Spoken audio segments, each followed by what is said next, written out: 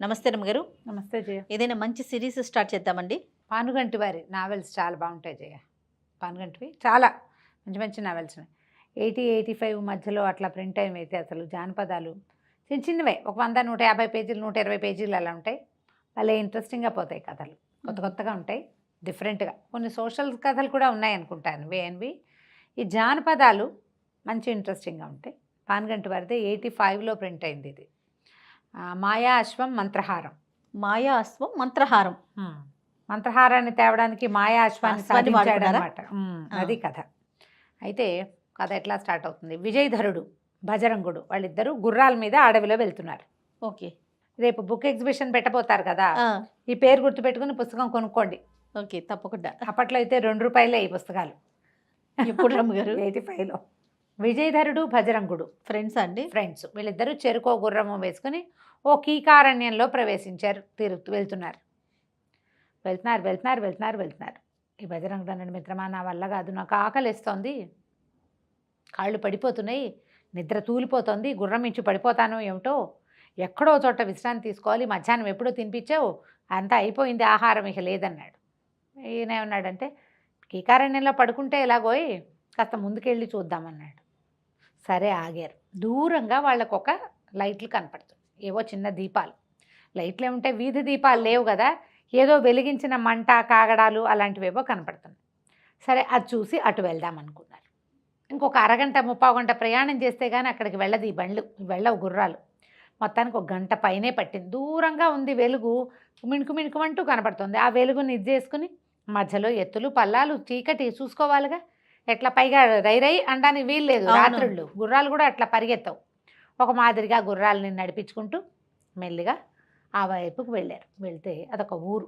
ఇళ్ళు కనపడుతున్నాయి కానీ అన్నీ తలుపులు వేసేసి ఉన్నాయి.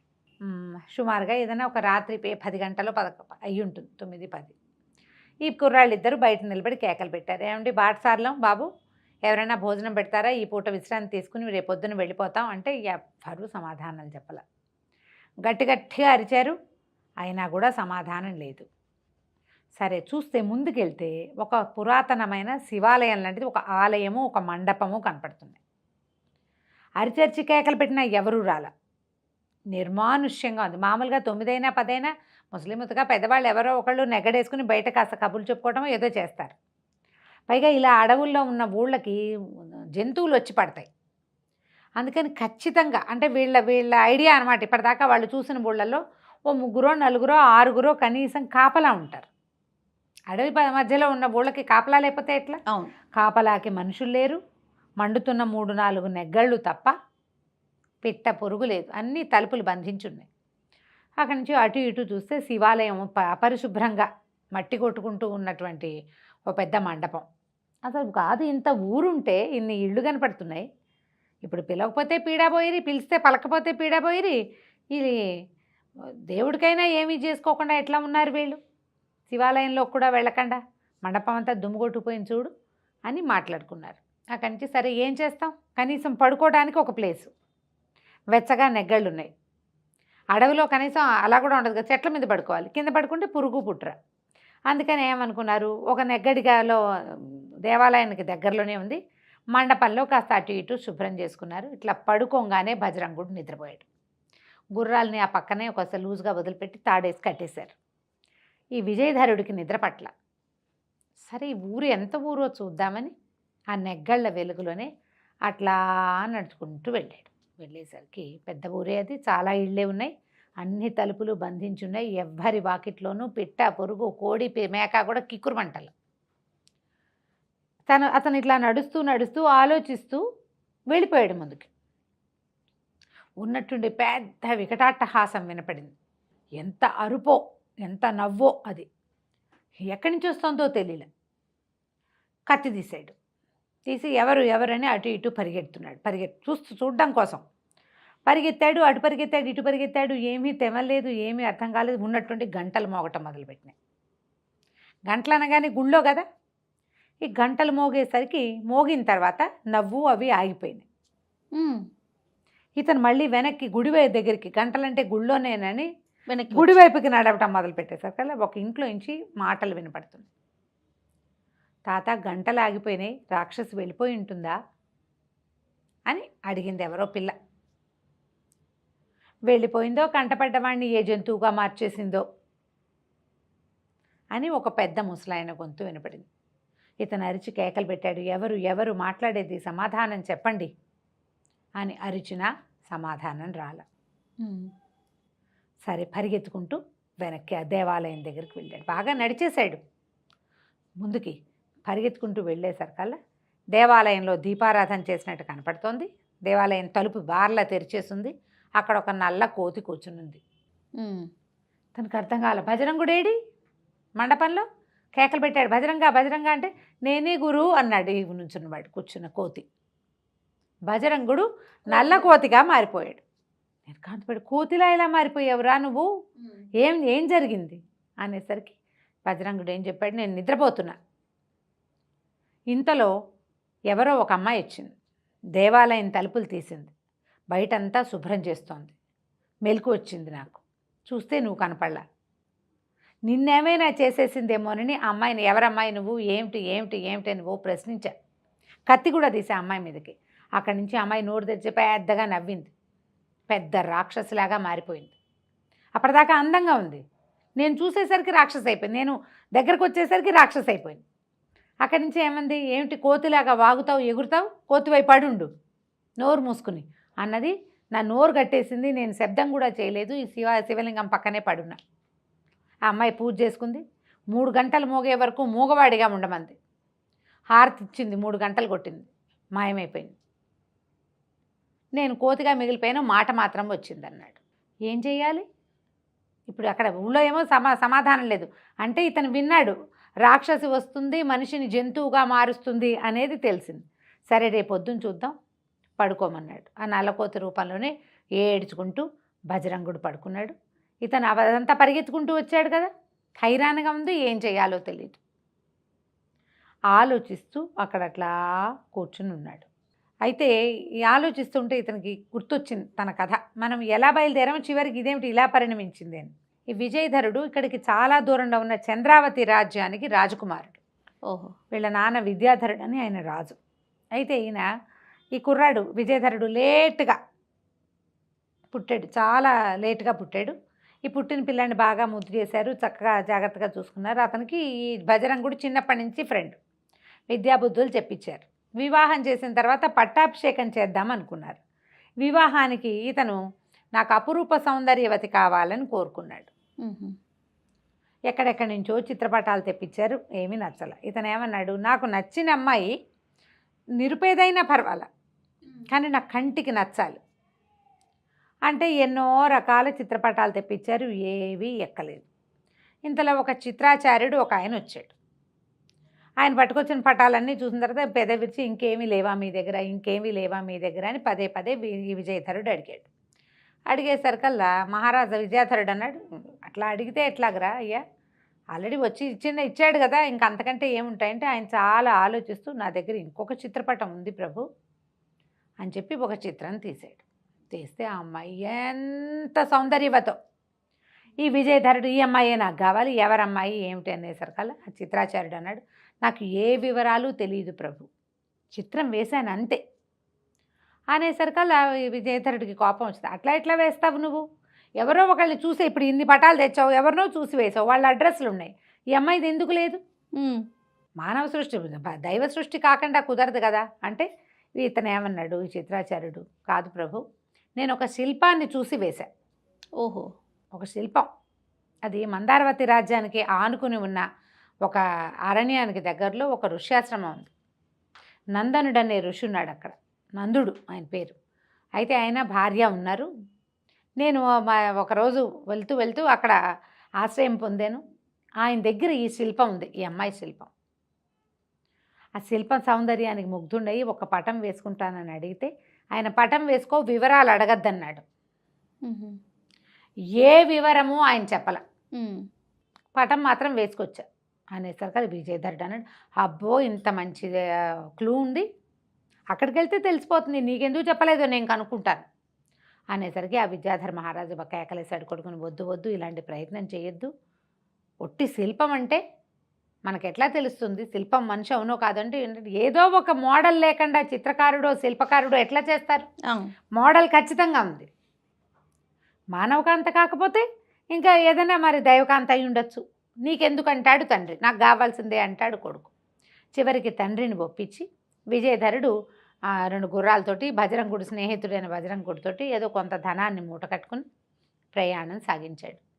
వెళ్తూ వెళ్తూ వెళ్తూ మధ్యదారిలో ఈ అడవిలోకి వచ్చి ఈ ఊళ్ళోకి వచ్చి ఇప్పుడు బజరంగుడిని కోతిగా మార్చుకుని కూర్చుని ఉన్నాడు ఇక్కడ. ఓహో, ఇప్పుడు ఆ అమ్మాయిని వెతకడంతో పాటుగా ఈ కోతిని మనిషిగా మనిషిగా మార్చాలి. సరే ఇది ఏం చేయాలో తెలియదు కదా, సరే రేపు పొద్దున్న చూద్దామని అప్పటికి పడుకుని నిద్రపోయాడు. ఇతను అమ్మాయి కోసం వెళ్తున్నాడు. ఈ వెళ్ళే దారిలోనే అతను ఊరి నుంచి బయటపడ్డాక ఇది మందారవల్లో ఏదో ఒక రాజ్యానికి ఆనుకుని ఉన్న ఒక అరణ్యంలో ఈయనున్నాడు నందుడు. అక్కడికి వెళ్ళాడు. వెళ్ళి ఆయన ఆశ్రమానికి వెళ్తే ఆయన భార్య భర్త ఇద్దరు ఉన్నారు. ఆ లోపల ఆశ్రమం లోపల చక్కటి అందమైన శిల్పం ఉంది. ఇతను ఎవరినైనా చూశాడో ఏ అమ్మాయి చిత్తరు అయితే చూశాడో ఆ అమ్మాయిది అక్కడ శిల్పం ఉంది. ఇతను బతిమలాడాడు. బతిమలాడితే ఆయన ఏం చెప్పాడంటే, ఈ అమ్మాయి ఎవరు వివరాలు కనుక్కోమంటే, వివరాలు ఎందుకు, మీరు చిత్తరు ఇది చూడండి శిల్పం అంతేనన్నాడు. ఎంత అడిగినా వివరాలు చెప్పడానికి వీలు లేదయ్యా, చెప్తే కుదరదన్నాడు. అనేసరికల్లా ఈ అబ్బాయి ఏమన్నాడు విజయధరుడు, సరేలేండి నేను అమ్మాయి చిత్రపటం చూసి చూడగానే ప్రేమలో పడ్డాను. జన్మజన్మలకి ఈ అమ్మాయే నా భార్యగా కావాలనుకున్నా. మనసు మార్చుకోవడం రాజధర్మం కాదు. నేను మనసు మార్చుకోను. ఏంటి శిల్పం చూసే? శిల్పాన్ని చూసే కాదు, చిత్రం చూసి ఫోటో చూసి ప్రేమలో పడ్డాడు. నేను ఏమైనా సరే ఈమెను వదిలిపెట్టి వెళ్ళే ప్రసక్తి అయితే లేదు. ఈమె నాకు దక్కదు, మీ వివరాలు మీరు నాకు ఇవ్వరు అని చెప్తున్నారు కాబట్టి ఇవ్వనని మెడ నరుక్కుని చచ్చిపోతాను ఇక్కడేనని మెడ నరుక్కుపోయాడు కత్తితోటి. ఈయన నందమహర్షి కాళ్ళు చేతులు పట్టుకున్నాడు. నాయన అంత తొందరపడిపోక, ఇంత ప్రాణాలు పెట్టుకున్నావు కాబట్టి ఇక చెప్పక తప్పదు. చెబితే వచ్చే ప్రమాదం ఏమిటో కూడా నీకు చెప్తాను. ఈ అమ్మాయి నా కూతురే. అమ్మాయి పేరు మానసప్రియ. చాలా అందమైన శిశువు లేక కలిగింది. మేము పంచప్రాణాలు పెట్టుకుని పెంచుకున్నాం నేను నా భార్య. అయితే మేము ఎంతో కాలంగా ఈ అడవిలోనే ఈ ఋష్యాశ్రమంలోనే ఉన్నాం. పిల్ల చాలా అందగత్తె, చక్కగా అన్ని బుద్ధిమంతురాలు, అన్ని పనులు చేసేది. నీళ్లు తేవడానికి పువ్వులు తేవడానికి అడవిలో తిరుగుతూ ఉండేది. మాకు ఇక్కడికి దగ్గరలోనే సుమిత్రుడనే ఒక మహాయోగి ఒక ఆయన ఉన్నాడు. చాలా గొప్ప తపశాలి, మంత్రతంత్రాలు తెలిసిన వ్యక్తి. ఆయనది కూడా ఆశ్రమం ఉంది. ఆయనకు ఒక శిష్యుడు శుభాంగుడు. అతను మా పిల్లని ప్రేమించాడు. పిల్ల వెనకాల పడ్డాడు. అమ్మాయికి అతను నచ్చల. ఆడపిల్లల్ని ఏడిపించే వాళ్ళతోటి ప్రేమల్లో పడరు, డిస్కంఫర్ట్ ఫీల్ అవుతారు. వెనకాల పడుతున్నారు అంటే వాళ్ళని డిస్టర్బ్ చేయాలి అంటే ఎలా చేయాలి? కంటికి అందేలా ఉండాలి, కానీ కదపకూడదు. ఆ కదిపితే ఒక రకమైన ఇరిటేషన్ వస్తుంది. ఇతను అమ్మాయిని ఏం విసిగించాడో తెలీదు. మా అమ్మాయికి అతను నచ్చలేదు. అయితే శుభాంగుడు స్వయంగా వచ్చి నన్ను అడిగాడు, మీ అమ్మాయిని నాకు ఇచ్చి పెళ్లి చేయండి అని. మేమేమన్నామంటే, ఇప్పుడు మా పిల్లని దాన్ని ఇష్టారాజ్యంగా చేయవలసిందే, మేము అలా పెంచుకున్నాం, పిల్లకి తన ఇష్టం వచ్చిందే చేస్తాం, పిల్లని అడుగుతామన్నాం. మా అమ్మాయిని అడిగాను. అతని మొహం నాకు గిట్టలేదు, నాకు వద్దన్నది. ఎన్ని విధాలు చెప్పినా మా అమ్మాయి మా మాట వినలా.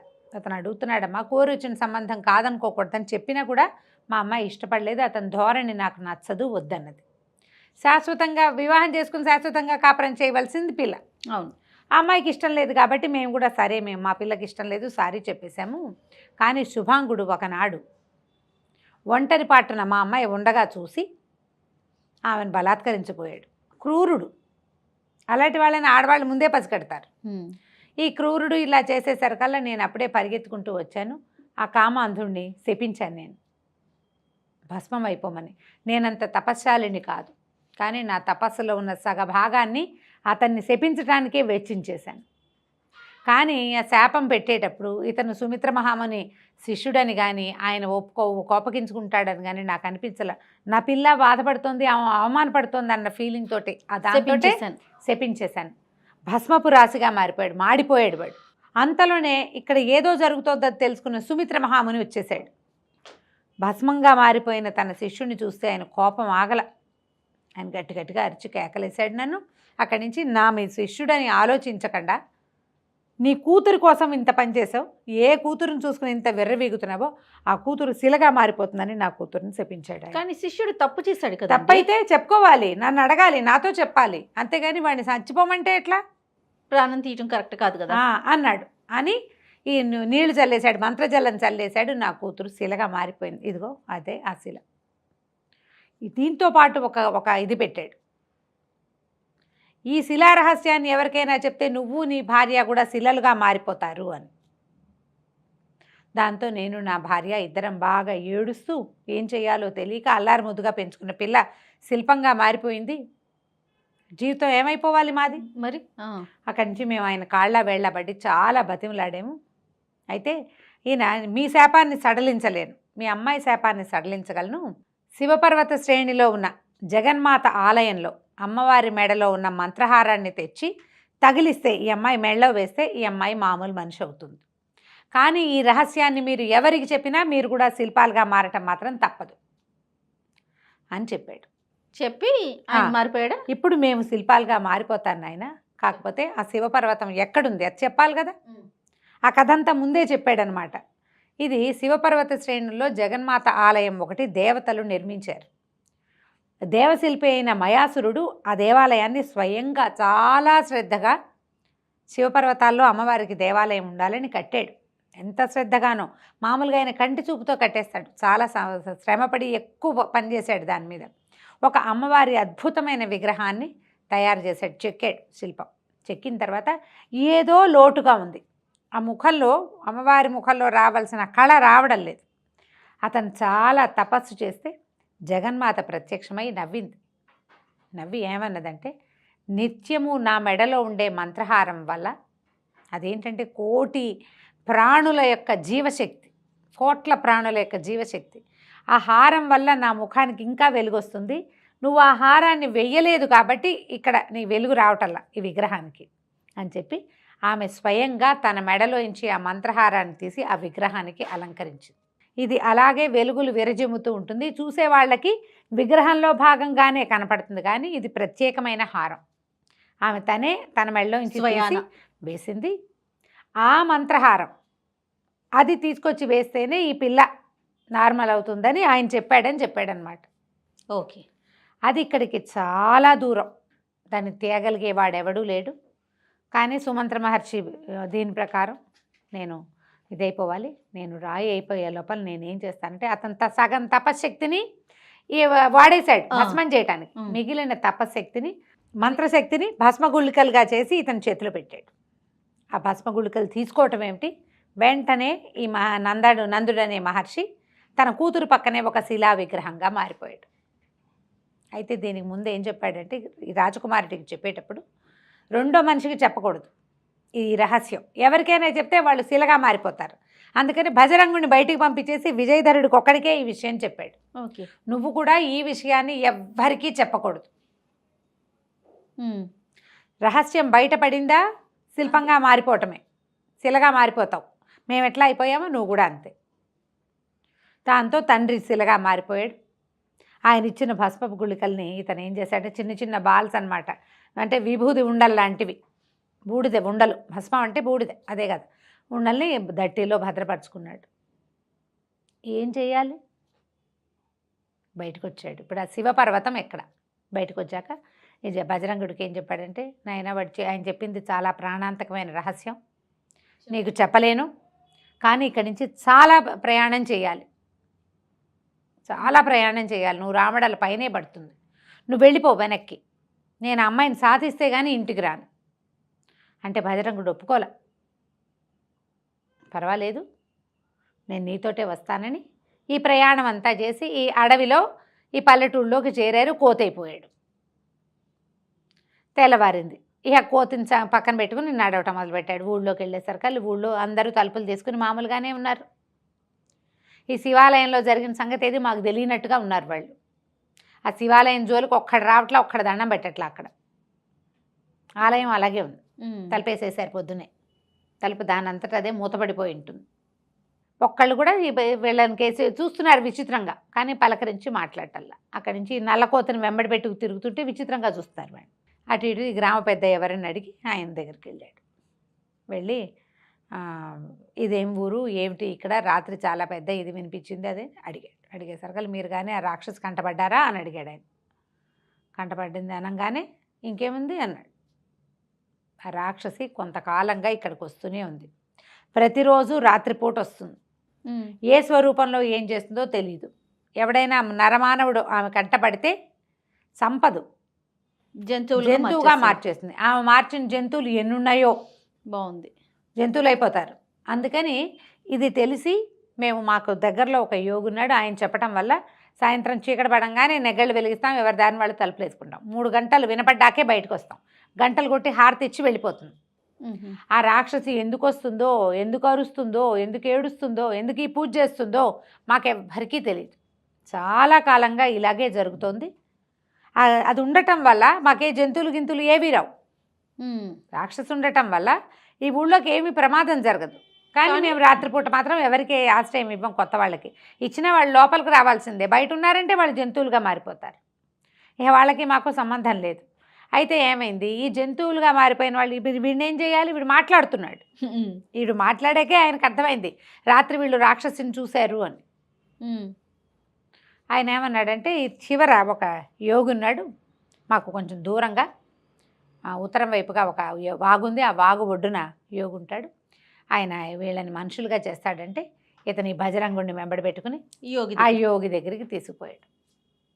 తీసుకెళ్తే ఆ యోగి మంత్రజలం చల్లి వీడిని కాస్త మామూలు వాడిని చేశాడు. చేసేసరికల్లా ఆయన చెప్పాడు, ఆయన అడిగాడనమాట, ఏమిటి ఏం జరిగింది ఇక్కడ, ఎందుకు ఆ రాక్షసు వస్తుంది అనేసరికల్లా ఇప్పుడు ఇంతమంది ఎంతోమందిని అది జంతువులు చేసింది, ఒక్కళ్ళు కూడా ఏమిటని అడగలేదు, మనుషులైపోతే చాలనుకుంటారు, దాని చరిత్ర ఏమిటి అని అడిగితే ఈ అమ్మాయికి శాపం ఏదో ఉంది, ఒక రాక్షసి అమ్మాయి, ఒక యక్ష గంధర్వకాంత, ఆమెకున్న శాపం వల్ల ఆమె ఇట్లా మారిపోయింది. శాపం తీరితే ఆమెకు ఆ సమస్య పోతుంది. అయితే ఇతనేమన్నాడు, అయితే మేము ఆ రాక్షసుని ఎదుర్కొంటాం, ఆమె ఎక్కడుంటుందో చెప్పండి, ఎట్లా ఆమెను ఎదుర్కోవాలి, ఎదుర్కొని ఆమె కష్టం ఏదో తీరిస్తే సరిపోతుంది, ఆ కష్టం తీర్చడానికి నేను సిద్ధం అని చెప్పేసరికి ఆయన ఎంకరేజ్ చేశాడు. సరే ఒక పని చెయ్యి, ఆమెతో మాట్లాడేందుకు నీకు ఒక అవకాశం నేను ఏర్పాటు చేస్తానన్నాడు. ఎట్లా ఇతను రాక్షసుని ఎదుర్కొన్నాడో, ఆమె ఇతనికి ఏమైనా సహాయం చేసిందా, ఎలా ఇతను ఆ మాయా అశ్వాన్ని మంత్రహారాన్ని సాధించి ఆ మానసప్రియ అనే శిల్పసుందరిని సజీవ సుందరిగా మార్చాడు. బజరంగుడి కోతి రూపం పోయాక ఇతను అడిగాడు, ఇలా ఎందుకు జరిగింది, ఆ రాక్షస ఎవరు, ఆమె ఎందుకు ఇట్లా చేస్తోంది అంటే అప్పుడు ఆ యోగి చెప్పాడనమాట. ఏం చెప్పాడో ఇప్పుడు విందాం. ఓకే. ఆమె రాక్షసి కాదు, ఆమె ఒక గంధర్వ కన్య.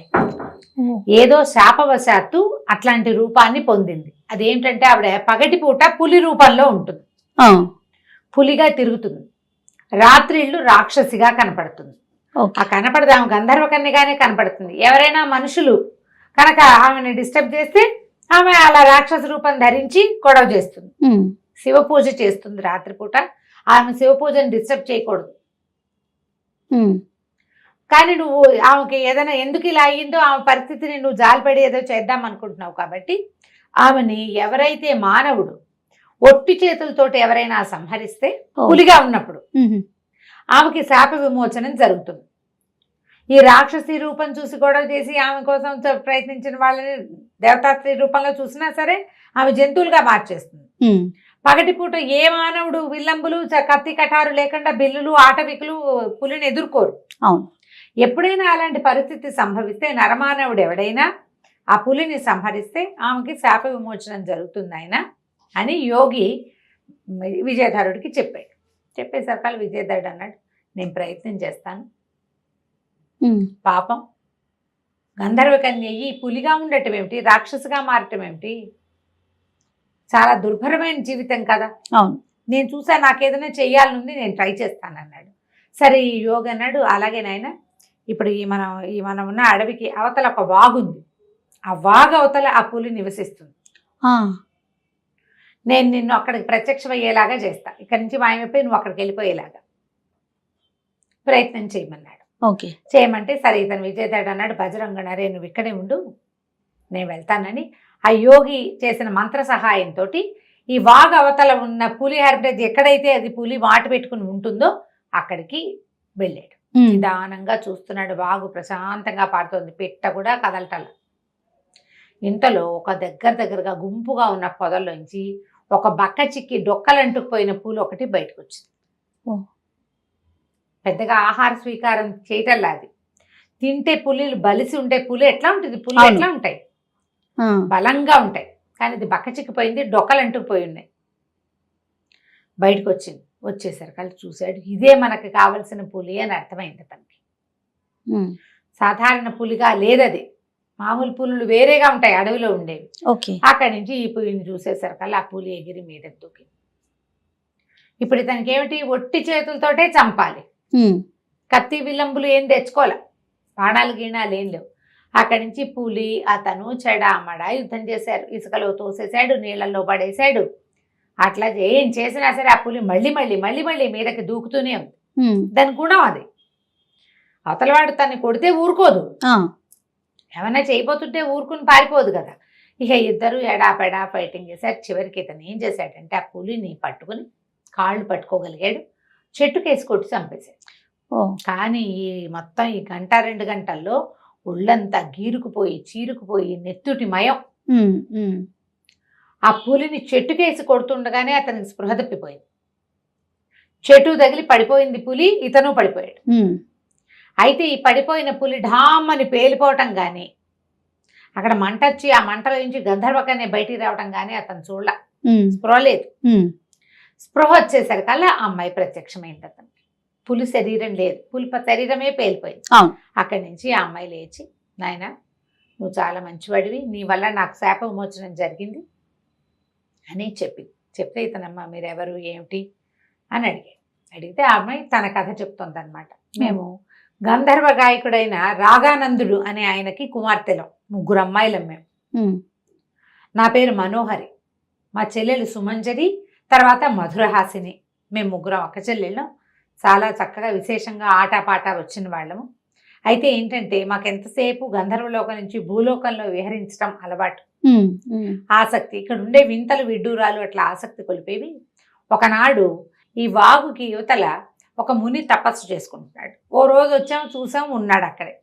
మళ్ళీ వచ్చాం, అక్కడే ఉన్నాడు. ఈయన తపస్సు ఏమిటో తెలుసుకోవటం కోసం మేము 3 ఈయన తపస్సును ఎలాగైనా భగ్నం చేయాలనుకున్నాం. ఒక అల్లరితనం, ఆటకాయితనం, తెంపర్తనం, ఊరుకోలేనితనం, ఇన్ని తనాలతోటి మేము ఏదో చేయాలనుకున్నాం. అనుకుని ఆ ఋషిని పిలిచాం, ఆయన పలకల. అయితే నేనేం చేశానంటే పెద్ద పులిలాగా మారి గాండ్రించాను బాగా. నీళ్లలోంచి ఆయన మీదకి దూకుతున్నట్టుగా చేశాను. అయినా సరే కదల్లా. మా చెల్లెలు సుమనోహరి పెద్ద రాక్షసిగా ఒక అవతారం వేసుకుని కామరూపంలో రాక్షసిగా మారి పెద్ద పెద్ద కేకలు పెట్టి నీళ్ళు ఎత్తి పోసేసింది. అయినా సరే ఆయన కదల్లా. మా ఆఖరి చెల్లెలు మధురహాసిని మాత్రం చిన్న కుందేలుగా మారి అటు ఇటు ఎగురుతూ ఆయన ఒళ్ళోకి దూకింది.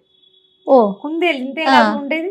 అయితే ఈ కుందేలు స్పర్శ తగిలేసరికి ఆయనకి మెలకు వచ్చేసింది. ఆయన తపసమాధి భగ్నం అయిపోయింది.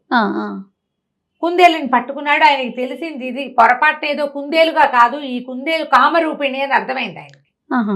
ఎప్పుడైతే ఆయనకి తెలిసిందో మేము కూడా ఇలాంటి ప్రయత్నాలు చేశామని విపరీతమైన కోపం వచ్చింది.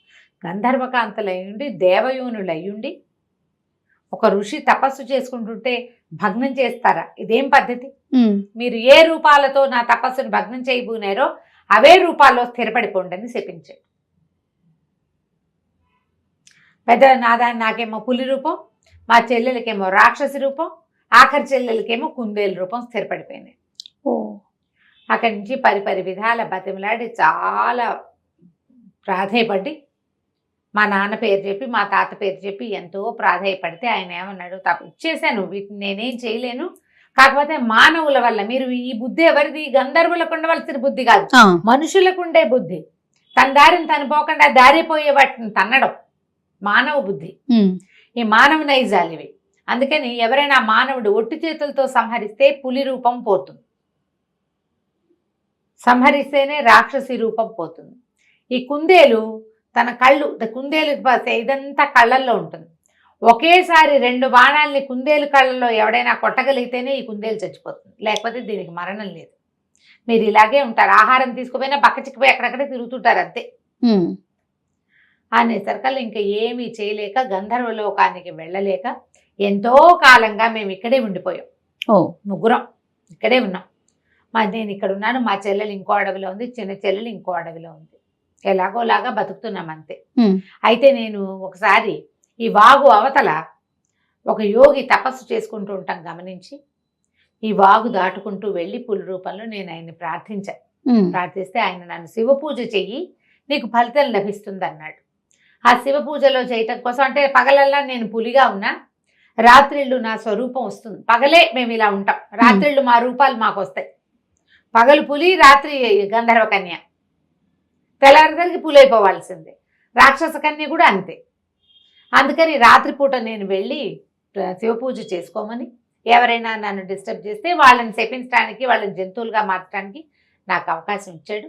సరే, నేను శివాలయం కోసం వెతుకుతూ చూస్తే ఈ వాగుకి అవతల బాగా అడవిని ఆనుకున్న అడవిలో పురాతన శివాలయం ఒకటి కనపడింది.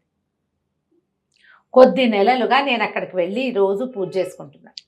అయితే నేను ఈ రాత్రిపూట సౌందర్య స్వరూపం కనిపిస్తోంది కాదు, అది చూసి ఆ ఊరి యువకులు, వాళ్ళు వీళ్ళు కోడగాళ్ళంతా నా వెంబడి పడుతున్నారు. అంచేత నా జోలికి వచ్చిన ప్రతి వాళ్ళని నేను జంతువులుగా మార్చేశాను. దాంతో వాళ్ళు ఏం చేశారు, సాయంకాలం అయ్యేసరికి తలుపులు వేసేసుకుంటారు. వాళ్ళకి తెలిసింది. అయితే క్రమంగా నేను వాళ్ళకి రాక్షసునని అది పెద్ద పెద్దగా అరుస్తాను. నా అరుపులు విని వాళ్ళు నేను రాక్షసునని భావిస్తారు. రారు, బయటికి రాకుండా ఉంటారు. గంధర్వ స్వరూపంలోనే నేను వచ్చినప్పటికీ పగలయ్యేసరికి, తెల్లారేసరికి నేను పులిగా మారిపోతాను. యోగి వల్ల నాకు ఇది కుదిరింది అనేసరికి అలా సరే, తను ఆశ్చర్యపోయాడు విజయధరుడు. ఎంత విశేషం, చాలా బాగుంది. ఆ తర్వాత అమ్మాయిని అడిగాడు, నేను మాయాస్వం అదే మంత్రహారం కోసం బయలుదేరాను అంటే, అప్పుడు ఆవిడేం చెప్పిందంటే, మంత్రహారం నీకు లభించదు, అది చాలా కష్టసాధ్యమైనది. ఆ మంత్రహారాన్ని గనక నువ్వు సాధించాలంటే దానికి మాయా అశ్వం కావాలి. ఈ మాయా అశ్వం ఎక్కడుంది, ఏమిటి వివరాలు నాకేం తెలియదు. అవన్నీ మా చెల్లెలు, మా అమ్మాయికి సుమంజరికి తెలుసు.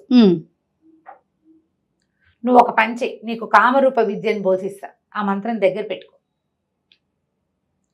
ఈ అడవి అవతల మా చెల్లెలు ఉంది, అక్కడికి వెళ్తే, ఆమె దగ్గరికి కనుక వెళ్తే, ఆమెని సంహరిస్తే, ఆమెకు కూడా నువ్వు శాప విమోచనం చూపించగలిగితే, అప్పుడు ఆమె దగ్గర నుంచి నీకు దీని తాలూకు వివరం వస్తుంది. వివరం కావాలి కదా. ఇప్పుడు మంత్రహారం అక్కడెక్కడో ఉందని తెలుసు, అక్కడికి ఎలా వెళ్ళాలో కూడా తెలియదు. మాయా అశ్వంతో కుదురుతుందని ఈ అమ్మాయి చెప్పింది. అక్కడి నుంచి సరే ఆ కామరూప విద్య తీసుకుని ఆమె దగ్గర నుంచి ఆ విద్య సహాయంతో వాగు దాటి, ఆమెకు నమస్కారం పెట్టాడు, వాగు దాటి యువతలకు వచ్చేసాడు. వచ్చేసి యోగి దగ్గరికి వెళ్ళాడు. యోగి ఆశ్చర్యపోయాడు, గురిని ఎంత పని చేసావు, చాలా అద్భుతంగా చేసావయ్యా, నువ్వు చాలా గొప్పవాడివి, నువ్వు అనుకున్న పని నీకు నెరవేరుతుంది అని చెప్పి ఆశీర్వదించాడు. అప్పుడు భజరంగుడు, మన విజయధరుడు ఇద్దరు కలిసి అక్కడి నుంచి బయలుదేరి అట్నుంచి ఉత్తరంగా ఉన్నటువంటి ఈ వాగు దాటాలి, అడవి దాటాలి. అక్కడ అవతల అడవి దాటి వెళ్ళిన తర్వాత ఉన్న రాతి గుహలలో ఉన్నటువంటి రాక్షసిని చూడడానికి బయలుదేరారు. అయితే వీడు భజరంగుడికి వేగ్గా ఈ కథ చెప్పాడు. గంధర్వకన్య శాప విమోచనం అయిందని, ఆమె చెల్లెల్ని చూడబోతున్నాం మనము, ఆమె రాక్షసిగా మారిపోయిందిట. పగలు రాక్షసిగా, రాత్రిపూట గంధర్వకాంతగా ఉంటుంది అని చెప్పాడు. చెప్పాక ఇద్దరు కలిసి బయలుదేరి వెళ్ళడం మొదలుపెట్టారు. అడవంతా దాటడానికి వాళ్ళకి రాత్రి అయిపోయింది. రాత్రికి అక్కడికి చేరారు. అక్కడికి చేరేసరికల్లా వాళ్ళకి ఎట్లాంటి శబ్దాలు వినపడుతున్నాయంటే, ఎవరో అమ్మాయి రక్షించండి రక్షించండి అని అరుస్తుంది. ఆమె వెనకాల పెద్ద పటాలం అంతా పరిగెడుతుంది, చంపేయండి పట్టుకోండి అని. ఈ అమ్మాయి ఎవరిని పట్టుకోమంటున్నారో, ఎందుకో ఏమిటో మనం వచ్చే భాగంలో తెలుసుకుందాం. తప్పకుండా రమ్మగారు. నమస్తే. నమస్తే రమ్మగారు. నమస్తే జయ. రమ్మగారు, మనము మాయాస్వం మంత్రహారం ఈ సిరీస్ చేస్తూ ఉన్నాం కదా, నెక్స్ట్ ఎపిసోడ్కి వెళ్దామా? సుమనోహరిగా సుమరంజని అమ్మాయి రెండో గంధర్వ కన్య. అమ్మాయికి మా శాప విమోచనం అయిపోయింది. మూడో అమ్మాయి శాప విమోచనం చేయమని ఈ విజయధరుడు, బజరంగుడు వీళ్ళకి ఒక విల్లు, 2 బాణాలు ఇచ్చింది అమ్మాయి. అవి తీసుకుని ఇక్కడ ఈ అడవి దాటాలి, ఇంకా అవతలకి వెళ్తే నీకు కుందేళ్లు కనపడతాయి, అక్కడికి వెళ్ళమన్నారు. అమ్మాయి కుందేలుగా మారిపోయింది, మూడో అమ్మాయి. మధురహాసిని. ఉమ్. సరే ఏం చేశాడు, ఇక ఇద్దరు కలిసి బయలుదేరి వెళ్ళారు. రాత్రి మధ్యలో ఒక చోట విశ్రాంతి తీసుకున్నారు. మొత్తానికి అడవి దాటి అవతలి కోన దాటి ఆ అడవిలోకి వెళ్ళారు. వెళ్తే అక్కడంతా కుందేళ్ళే. ఉమ్. సరే వీళ్ళు ఏం చేశారు, మనకు కావాల్సిన కుందేలు ఏదో వెతుక్కోవాలి కదా, ఆ. మాటేసుకుని కూర్చున్నారు. ఏవో రకరకాల జంతువులనే కుందేళ్ళు బొరియల్లోంచి వస్తున్నాయి. చూడగా చూడగా చూడగా బాగా మధ్యాహ్నం దాటాక వీళ్ళకి తాము చూస్తున్న కుందేలు కనపడేది. బంగారు రంగులో ఉంది ఆ కుందేలు. ప్రత్యేకమైన కుందేలు, దాన్ని గుర్తుపట్టాలి కదా. అందరూ ఎన్ని కుందేళ్ళలాగా ఉంటే ఎన్నిటి కుందేళ్ళని చంపుతారు వీళ్ళు. అక్కడి నుంచి ఆ కుందేలు చూడంగానే వీళ్ళు ఏమన్నారు, మన భజన గుడ్డిపడారు, ఇవే ఇదే, చూడు చూడు మిత్రమా చూడమన్నాడు. చూసేసరికల్లా విజయధరుడికి తెలిసింది, ఒక ప్రత్యేకము, సైజు పెద్దది, ఓకే. తెలివిగా కనపడుతోంది. మిగిలిన వాటికన్నా ఊరికే ఎగురుడుగా లేదు, అది హుందాగా ఉంది. తర్వాత బంగారపు రంగు, అది ముఖ్యమైనది. అక్కడి నుంచి గురి చూసి 2 బాణాలు ఒకేసారి కంట్లో పడేలాగా ఈ మాయ విల్లు ఇచ్చింది కదా వాళ్ళ అక్కయ్య, ఆ విల్లుతో కొట్టేశాడు. కొట్టేసేసరికి పెద్ద మోత వచ్చింది, చాలా పెద్ద మంట వచ్చి ఆ కుందేలు మాయమైపోయి గంధర్వకాంత ప్రత్యక్షమైంది. ఎప్పుడైతే అమ్మాయి వచ్చిందో అక్కయ్యలు ఇద్దరు పరిగెత్తుకుంటూ వచ్చేసారు. ఒకళ్ళనొకళ్ళు కావలించుకుని సంతోషించారు. ఎంతకాలం క్రితమో వాళ్ళకి శాపాలు వచ్చేసినాయి, ఇప్పటికి విమోచనం లభించింది. సరే చాలా సంతోషించారు. ఎవరి వల్ల తమకి శాప విమోచనం జరిగిందో ఈ చిన్న అమ్మాయి కూడా అడిగింది. మధురహాసిని అడిగితే, ఇగో ఇతనే తీసుకొచ్చాడు, తను ఇలా మన శాప విమోచనం చేశాడు, మా ఇద్దరిని కూడా అతనే రక్షించాడు, నిన్ను అతనే రక్షించాడు, అతనికి మాయాశ్వం గురించి కావాలి, ఆ వివరాలు చెప్పు, అది ఎక్కడుంది. మనం ముందే చెప్పేసుకున్నాం, విశ్వంభరుడు దాన్ని రాతిగా మార్చేశాడు. ఆ రాయిది ఎక్కడుంది అంటే సుప్రజ రాజ్యానికి పక్కన ఉన్నటువంటి అడవిలో క్రూరుడు అనేటువంటి ఒక మాంత్రికుడి చేతిలో ఉంది అది. ఆ క్రూరుడు ఎవరు, మొదట మాయావి రాక్షసుడు ఉన్నాడు కదా, అతని యొక్క కొడుకు. మొదటి రాక్షసుడు చచ్చిపోయాడు, అది ఎప్పుడో జరిగిందనమాట. తర్వాత తరానికి వెళ్ళిపోయింది అది. అయితే ఆ క్రూరుడు ఆ మంత్ర మాయాశ్వాన్ని మామూలుగా మార్చడం చేతకాక ఎందరో యోగులని ఋషుల్ని వాళ్ళని వీళ్ళని పిలిపించటము, ఎవరి వల్ల కాకపోతే వాళ్ళని బయటికి వెళ్ళనివ్వకుండా బంధించటము. వాడి దగ్గరే ఎంతోమంది బందీలుగా ఉన్నారు. సుప్రజ రాజ్యానికి 2వ వైపు ఉన్న అడవిలో కొన్ని కొండ కోనలు ఉన్నాయి, ఆ కోనల్లో ఉన్న గుహలలో వాడు ఉండొచ్చు. కాకపోతే అతను ఏం చేస్తున్నాడంటే, ఇప్పుడు పరిస్థితి యోగుల్ని వాళ్ళని బంధిస్తాడు, యువకుల్ని బలిస్తున్నాడు. అతను ఇంకొక మార్గం తెలుసుకున్నాడు, కొన్ని వేల మంది యువకుల్ని బలిస్తే ఇది ఏమైనా ఫలించచ్చని ఒక ఆలోచనతోటి యువకుల్ని బలిస్తున్నాడు. ఇప్పుడు యోగి రూపంలో వెళ్ళినా వాడి దగ్గర కుదరదు, యువక రూపంలో వెళ్ళినా బలిస్తాడు. ఇది చూసుకోవాలి, ఫలానా చోట ఉన్నాడని చెప్పాక ఈ ముగ్గురు ఏం చేశారంటే, తమ అమ్మాయి ఇచ్చిన విల్లేమో మాయమైపోయింది, పని అయిపోగానే ముగ్గురు కలిసి ఒక మంత్ర ఖడ్గాన్ని ఇతనికి ఇచ్చారు. ఇది చాలా అత్యద్భుతమైంది, విపత్కర పరిస్థితుల్లో నిన్ను రక్షిస్తుంది, నీ దగ్గరే ఉంచుకోమన్నారు. ఆ ఖడ్గాన్ని పుచ్చుకొని బజరంగుడు తర్వాత ఏమో విజయధరుడు ఇద్దరు కలిసి గుర్రం ఎక్కి బయలుదేరారు, సుప్రజ రాజ్యానికి చేరారు. మరి ఇక్కడ పని అయిపోయింది, ముందు తెచ్చుకోవాలి కదా, గుర్రాన్ని తెస్తేనే హారం వస్తుంది. సరే గుర్రం కోసం సుప్రజ రాజధానికి బయలుదేరి అక్కడ రాజధాని నగరంలో ఓ చోట ఒక సత్రంలో రూమ్ తీసుకుని పడుకున్నారు. అయితే వీళ్ళు బజరంగుడు నిద్రపోయాడు, కానీ ఈ విజయధరుడికి ప్లాన్ ఆఫ్ యాక్షన్ ఏమిటి, ఇప్పుడు రాజధానికి వచ్చాం, ఇక్కడి నుంచి మనం అది ఎట్లా తెలుసుకుంటాం. మామూలుగా ఏ రాజధానికైనా 4 పక్కల ఏవో ఒకటి ఉంటాయి, మనం ఓ పక్క నుంచి వచ్చాం, ఇంకా 3 పక్కలు ఉన్నాయి, 3 పక్కల్లో ఏ పక్కన ఈ క్రూరుడు ఉన్నాడని మనం ఇది చేయాలి. అట్లా ఆలోచిస్తూ what is plan of action అని ఆలోచిస్తున్నాడు అనమాట. ఆలోచిస్తుంటే ఏమిటో మాటలు వినపడుతున్నాయి, ఎవరో మాట్లాడుతున్నారు. ఊరికే ఒక చెవి అటు వేశాడు, వేస్తే ఎవరైనా కొత్త వాళ్ళు వచ్చారా అని ఒక అధికారపూర్వకమైన స్వరం ఒకటి అడుగుతుంది. అడిగితే పెద్దగా లేరండి, ఒక 2 యువకులే వచ్చారు, మిరికల్లాగా ఉన్నారు, భోజనాలు చేసి పడుకున్నారు, ఇంకాసేపు సద్దుమణిగాక బంధించి తీసుకుపోండి అని చెప్తున్నారు. అంటే మెరికల్లాగా ఉన్నవాళ్ళు 2 అంటే తమిద్దరమే కావచ్చు, బంధించి తీసుకుపోండి ఇప్పుడే తిని పడుకున్నారు అంటే అది మనమే, నిద్రపోయే వాళ్ళని తీసుకుపోమని చెప్తున్నాడు. ఏమిట్రా ఇదని ఇంకా బజరంగుడిని లేపల, కత్తి పుచ్చుకొని సిద్ధంగా ఉన్నాడు. మెల్లిగా ఎవరో తలుపు తోసినట్టు తెలిసింది, గబుక్కుని లేచి వెళ్ళిపోయాడు. తలుపు నిదానంగా తోసిన వాళ్ళు అవతల వాళ్ళు ఏమనుకుంటారు, నిద్రపోతున్న వాళ్ళని చూడడానికి తోశారు. తలుపు తీయంగానే దబేల మీద ఒక మనిషి వస్తే ఉలిక్కి పడతారు కదా అవతల వాళ్ళు. వచ్చేసరికల్లా ఎవరు ఏమిటి అన్నాడు. మిమ్మల్ని బంధిస్తున్నాం. ఎందుకు బంధిస్తారు, అసలు మమ్మల్ని ఎందుకు తీసుకెళ్ళాలి, మీరెవరు, ఏ కారణంతో బంధిస్తున్నారో చెప్పి తీసుకెళ్ళండి అనేసరికల్లా ఏంట్రా చెప్పేది అని ఆ సైనికులు కాస్త మీద పడ్డారు. వచ్చిన వాళ్ళు రాజ సైనికులే. మీద పడేసరికల్లా ఇతను మంత్ర ఖడ్గం తీశాడు. బజరంగుడు లేచే లోపలే వీళ్ళందరినీ చీల్చి చెండాడేశాడు. నిద్ర లేచిన బజరంగుడు కూడా ఒక అత్తి పుచ్చుకుని అతను పడ్డాడు. వచ్చిన 20 మంది సైనికుల్ని తుక్కు కింద కొట్టేశారు వీళ్ళు. వాళ్ళు కాస్త పరిగెత్తి పారిపోయారు సైన్యాధ్యక్షుడిని తీసుకొస్తామని. అప్పుడు ఈ సత్రం యజమానిని బెదిరించాడు ఇతను విజయధరుడు.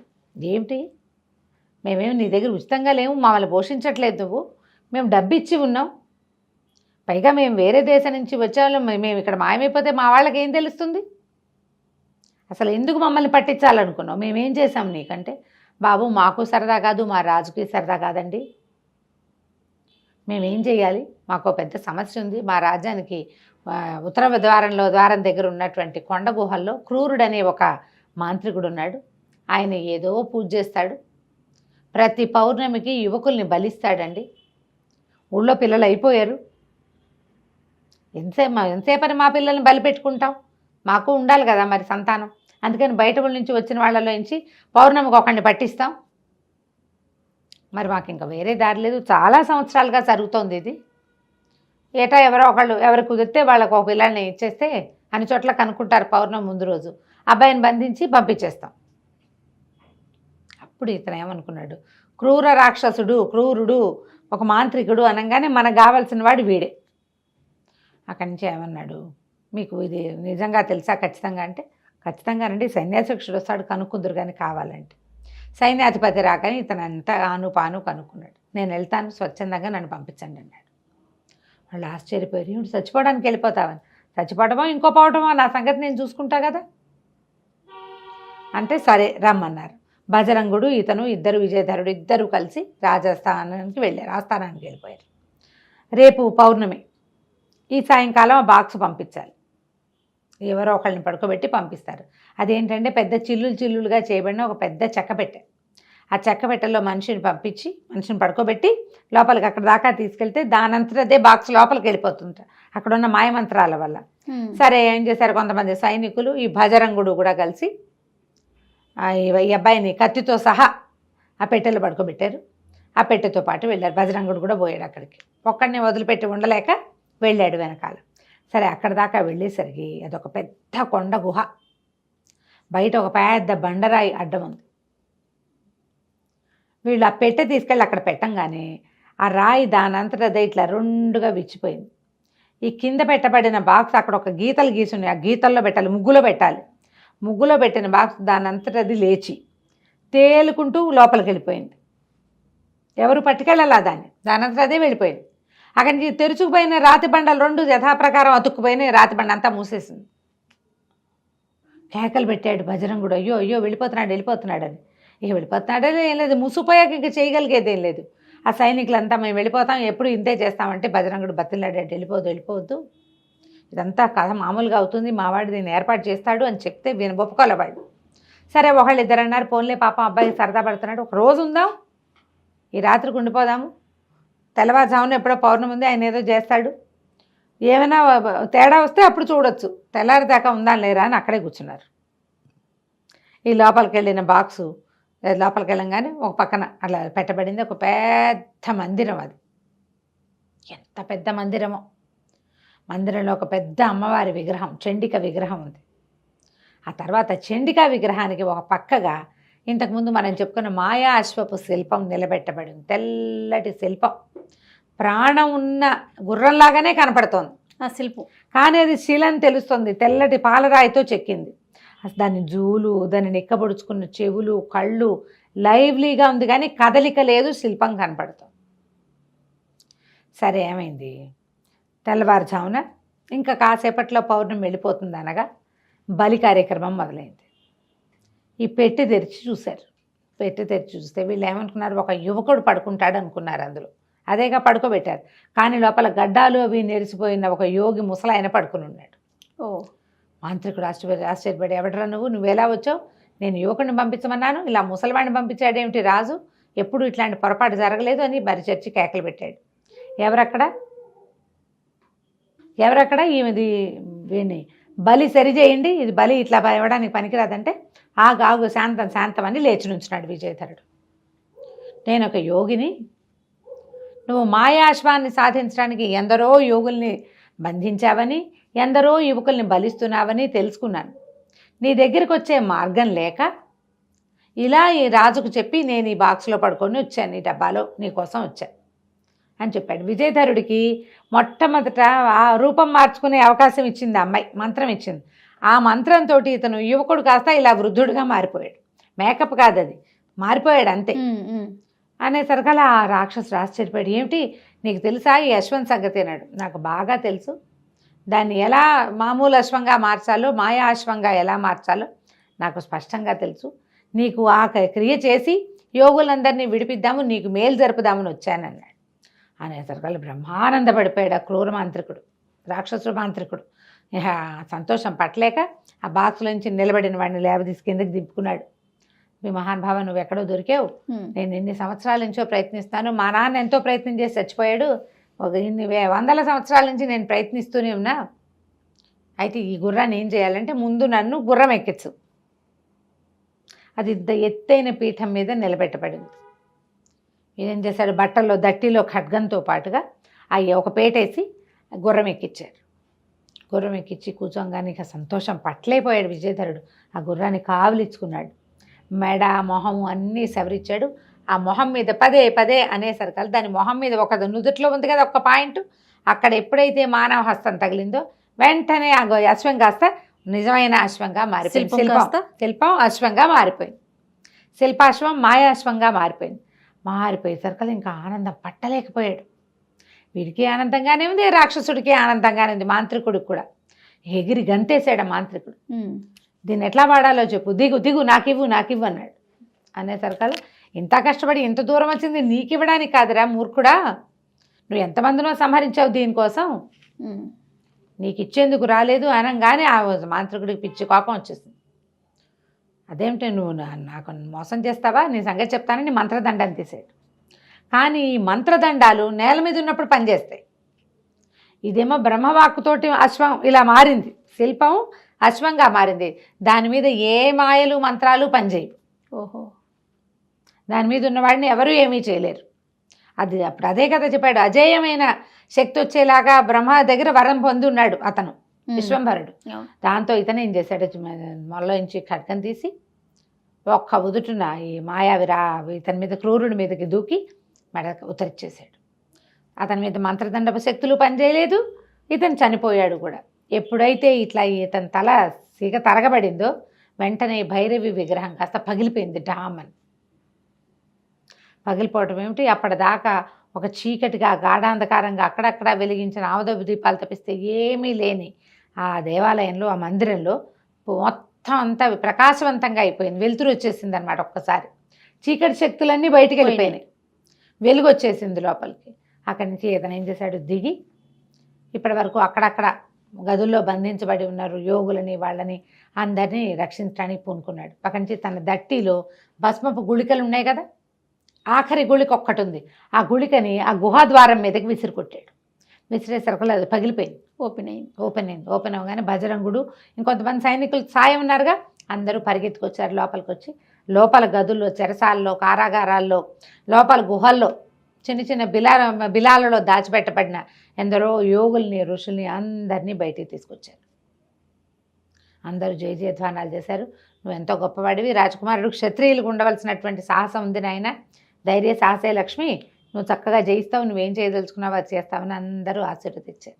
ఇంక ఇప్పుడు నెక్స్ట్ది మంత్రహారాన్ని సాధించారు. సరే, ఈ గుర్రాన్ని ఎక్కి బజరంగుడితో కలిసి విజయధరుడు బయలుదేరాడు. ఇక్కడ యోగులని, ఋషులని వాళ్ళని రక్షించి, సిద్ధపురుషులను రక్షించి బజరంగుడితో కలిసి విజయధరుడు మాయా అశ్వాన్ని ఎక్కి శివపర్వత శ్రేణుల్లో ఉన్న భువనేశ్వరి మాత ఆలయానికి వెళ్ళాలని చెప్పాడు గుర్రానికి. అది ఎగురుకుంటూ తీసుకెళ్ళిపోయింది. ఇక్కడి నుంచి ఆకాశ మార్గంలో ఎగురుతూ కింద కనపడుతున్న వింతలు, విడ్డూరాలు, విశేషాలు, తమ దాటి వచ్చిన 3 గంధర్వ కన్యల్ని కలుసుకున్న అడవుల్ని అన్నిటినీ దాటుకుంటూ అక్కడికి వెళ్ళారు. ఆయన చెప్పినటువంటి మహీపతి రాజ్యం అది కూడా కనపడింది. నందముని చెప్పాడు మహీపతి రాజ్యం, దాన్ని ఆనుకునే శివపర్వత రాజ్యం కూడా కనపడుతోంది. ఈ రాజ్యము అవి దాటి వెళ్ళాక శివ పర్వతాలైతే ఏవో కనపడుతున్నాయి, కానీ ఆలయం ఎక్కడుందో తెలియలే. సరే, గుర్రం బాగా అటు ఇటు తిరిగి మొత్తానికి ఆ ఆలయం వైపుకి తీసుకెళ్తే ఆలయం దూరంగా కనపడుతోంది.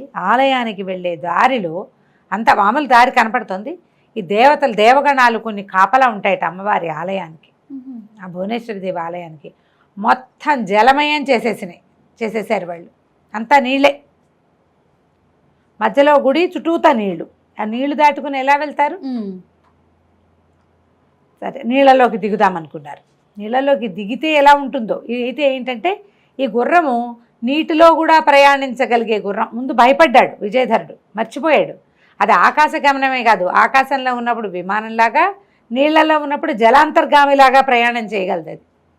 ఆ గుర్రం ఆ నీళ్ళలో, అందుకే మాయా అశ్వం అయింది. ఆ నీళ్ళలోకి దిగి నీళ్ళలోంచి వీళ్ళిద్దరిని తీసుకెళ్ళింది లోపలికి.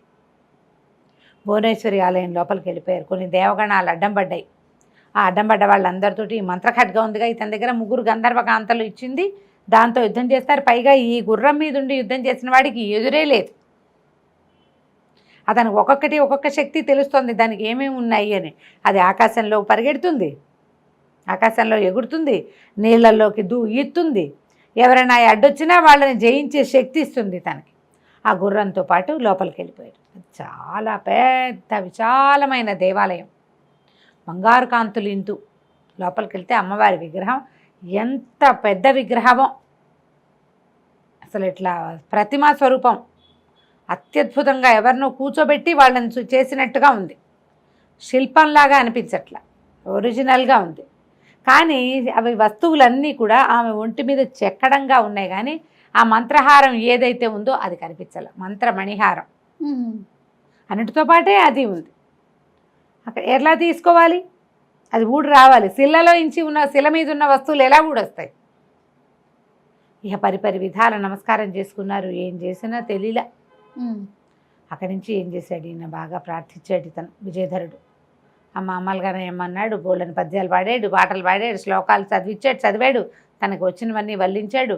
ఎవరైనా సహాయం చేస్తారేమో ఋషులు మునులు అని గుర్రాన్ని దిగి లోపలంతా వెతికాడు. సబరికి విసుగు పుట్టింది. ఎంత దూరం వచ్చాను, ఇంత శ్రమపడ్డాము, ఇంత దూరం వచ్చాము. దాంతోపాటుగా ఈ విషయాన్ని నాకు చెప్పిన నందముని కూడా శీలైపోయాడు పాపం. అవును, కూతురుతో పాటు తండ్రి శీలైపోయాడు.